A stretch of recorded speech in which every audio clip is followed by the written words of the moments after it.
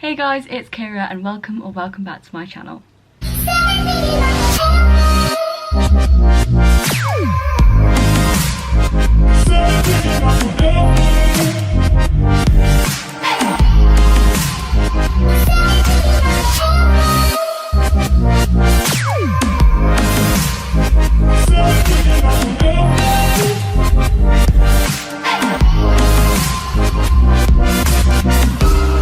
Today I'm going to be talking about how I organise my folders and revision for GCSE science, so biology, chemistry and physics. I'm going to be going through some revision techniques that I use, and I'm going to be showing you how I organise all of my revision material. The first thing I'm going to show you is my science folder. This folder contains all of my biology, chemistry and physics information, so just give you a little tour of my folder.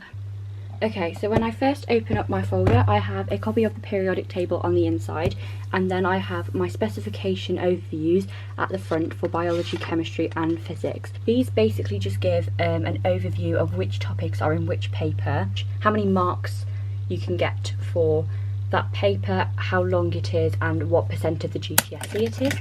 Here is just all of the paper 1 topics for my file dividers. I've just put them at the front, so for example I know that number 4 is the bioenergetics topic from biology paper 1, and all of my notes for that are there. The first one I'm going to show you is just my topic 1 biology paper 1 notes. So at the front I just have a keyword sheet that has all of the keywords for that topic at the front, just so if I need to look back at that, I can see what some words mean if I forgot the meaning or I just don't understand the meaning of a word. Any other flashcards I make, I either put them in the front here or I put them in a little plastic wallet just so I can keep them all together. These are all the notes for the entire topic. Sometimes I write extra things on like this, but majority of the time all the notes have been typed up and they are all condensed into all the information I need.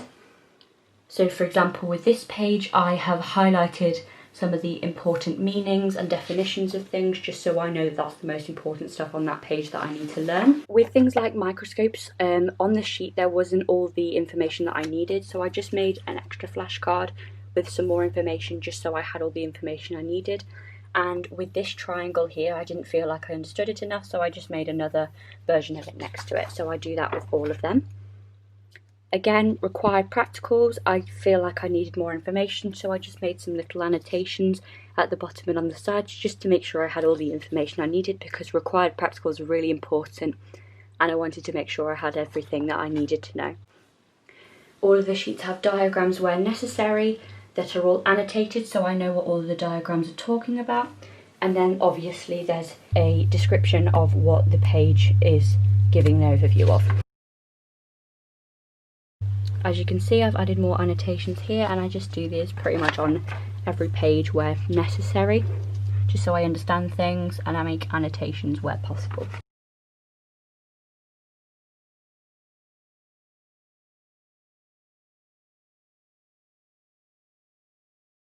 At the end of each topic, I have all the required practicals on a sheet just at the back, so I get an overview of what the practical is, the method, and everything I need to know about that practical, just so I have it in a short space so that I can look at it quickly before an exam or an assessment.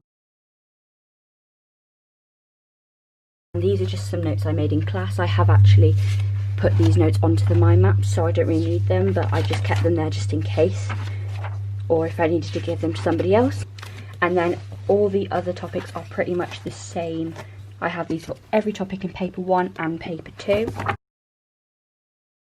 So obviously these are all of the paper 2 topics, and I have these here, and it's just the same sort of organisation as previously shown. Got these off a website called Physics and Maths Tutor, which is a really good resource website with lots of information, and I just added some annotations just so I had all the information I needed to know. At the back I have these mind maps that I made, which has just sort of got everything I need to know into a condensed format. And then again with chemistry and physics, I have them at the back. Also at the back I have the list of physics equations from the AQA website, just so I know all the equations that I need to revise, what they mean and what topics they're in.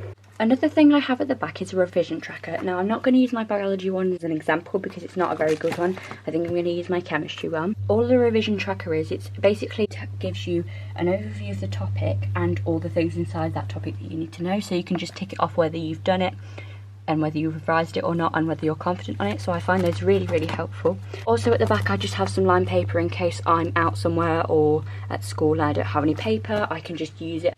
And then the last thing I have is this sort of like plastic wallet thing, which just has old worksheets and question papers and little booklets just so I can use them to practice, which I just sort of put in the back. All the revision resources that you've just seen have either been given to me by my school or I have found them on the internet. There is this website called, I think it's either TES or TES. I go on there and for so many subjects there's so many amazing revision resources. I think that it's actually meant to be a website for teachers to use to get resources for their classes, but I actually use them as revision resources and I found them to be really, really helpful. So go look on there for your subjects and exam boards if you want to, because I could definitely recommend some worksheets and revision materials that I found on there. Otherwise, all of the other revision resources that are in there are things that I've typed up myself or written out by myself, because obviously printing off stuff is not really a good way to revise, because writing stuff down yourself and typing it out is actually going to make it to go into your brain a lot better. So a lot of it is just my notes that I've either written or typed up on my computer.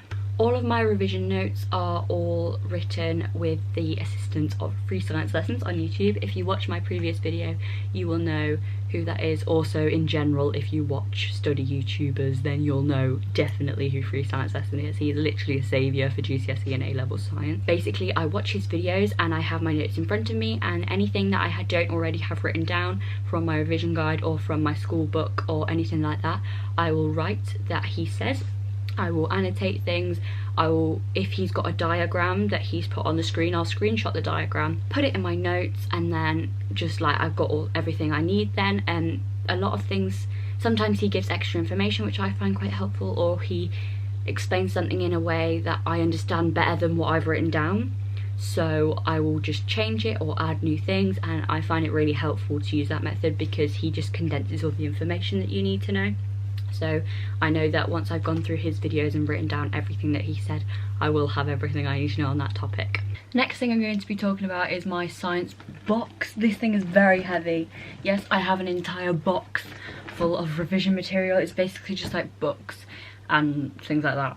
So this box I bought from IKEA. I have 3 of these boxes that I just sort of keep lots of different revision material in. This one is specifically for science, so I'm just going to be going through and showing you the contents of it. So the first thing I have at the top is obviously the GCSE Combined Science CGP Revision Guide. This is a really, really helpful revision guide. I honestly don't use it that much. I feel like I should use it more. I mainly just use the notes that I have in my folder, but I am actually going to start using this a lot more because there are some good, like, topic overview questions in there, diagrams, and the way things are described are quite condensed and simple. Next, I have these revision booklets that I made for chemistry. So I'm just going to show you this one. Basically, it just says topic 1, atomic structure and the periodic table. So each of these booklets just has all the information for that topic in, so I find that really, really useful. If I'm going to school and I know that I'm currently learning about that specific topic, I can just take that booklet with me and it has all the information I need in a really small, like it's only A5, so it's really small and can fit in my bag, and I don't have to bring a whole folder to school with me. The next thing I have in here is this physics textbook. I got given this by my school, but I literally never use it. I feel like I should use it more because it does have all the information in it, and it's got a lot of practice questions and all the information is in there. But for some reason I just haven't used it. I don't know if it's just because it looks too much like a school book and I don't like the thought of school. So that's probably why I haven't used it, but I probably, when I'm getting closer to the exam, I will use it because it's got a lot of really good practice questions in there. The next thing I have in here is just all my year 10 science books. So I've got my chemistry one, my biology one, and my physics one just in here because you never know when you actually could need them. There might be something that I've explained really well or have a really good diagram of in here that I don't have in a revision guide or anything, so I just use these to look back at. And the next things I have are the Combined Science, Biology, Chemistry and Physics Higher Level Revision and Practice CGP books. So these have got lots of practice questions at the back. I think, yeah, at the back they just sort of have like practice papers that are really, really helpful. So to be honest, I might actually start using these because there's a lot of revision questions in here, and in the other one there's just like topic overviews, but these have got actual revision questions in there and like practice papers.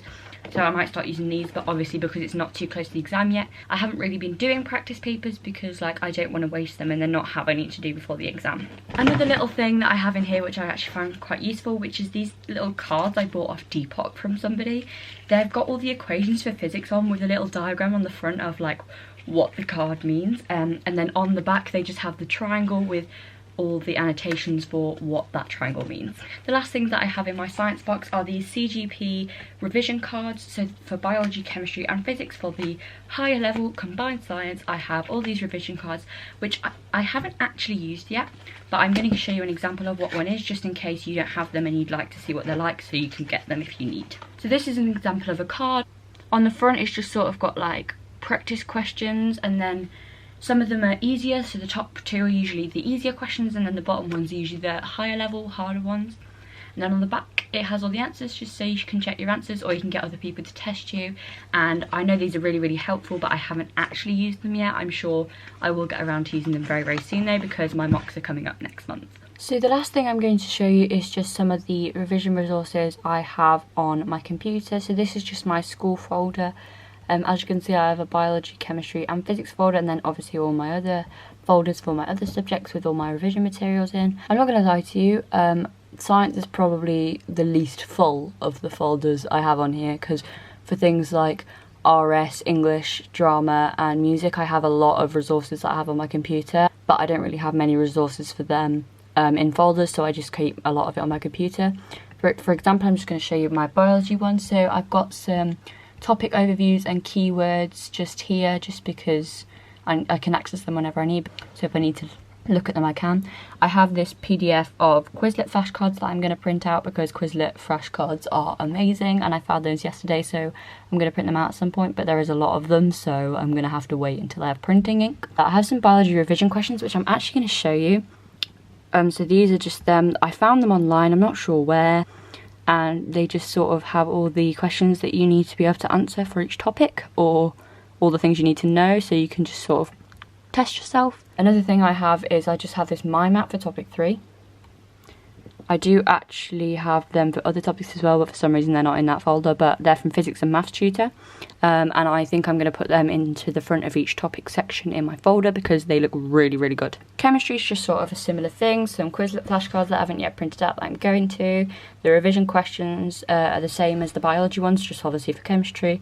I have my chemistry revision tracker in there, and then I have some schoolwork that I did when we were in isolation. And then again with physics, a similar thing, but I actually have booklets with information in for physics. I have some definitions of some physics words that I don't really understand, and I have some revision questions that will obviously help me get better exam questions. So that is the end of this video. Thank you so much for watching all the way through. If you enjoyed it, please leave a like and comment any other suggestions for any other organisation videos you'd like to see, or any other videos in general. Any ideas would really appreciated. I really appreciate all the support I've had on my last 2 videos, and I really hope my channel can grow and that you guys can follow me on my journey. Please feel free to follow me on Instagram. My usernames will be on the screen. Please subscribe to my channel if you haven't already, and let's get to 100 subscribers. Thank you so much for watching. See you next time. Bye!